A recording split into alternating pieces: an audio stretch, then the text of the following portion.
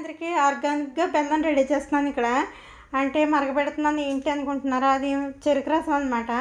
మరిగి మరిగి నిండా ఉందా, మరిగి మరిగి చిక్కగా అయిపోయేదాకా మరగబెట్టుకోవాలి. ఇలా నురగలా వస్తుంది కదా, మరిగేటప్పుడు తిట్లాగా అదంతా తీసేసుకుంటా అలా కలుపుకుంటా మరగపెట్టుకోవాలి. లాస్ట్ కప్పులోకి ఇలా దగ్గరికి పడిపోద్ది అనమాట. చిక్కగా దగ్గర పడిపోయిన తర్వాత మనం ఒక బౌల్ తీసుకుని అందులో పోసేసుకుంటే మనకి బెల్లం అయితే రెడీ అయిపోద్ది అనమాట. ఫ్రిడ్జ్లో పెట్టేసుకుని ఎప్పుడు కావాలంటే అప్పుడు తీసుకు వాడేసుకోవడమే. ఈ బెల్లం కోసం బెల్లం టీ రెడీ చేసుకుందాం. మనకి ఏంటంటే అచ్చలాగా అయితే అవ్వదు, తేనెలా ఉంటుంది ఈ బెల్లం. ఎందుకంటే అచ్చు అవ్విందంటే అక్కడ బోల్డ్ కెమికల్స్ అన్నీ కలుపుతారు కాబట్టి అది మనకి రాయిలా అవుతుంది, తయారవుద్ది. ఇదైతే తేనెలా ఉంటుంది. అలా ఫ్రిడ్జ్లో పెట్టుకుని ఎప్పుడు కావాలంటే అప్పుడు తీసుకుని బెల్లం టీ అయితే రెడీ చేసుకోవచ్చు అనమాట.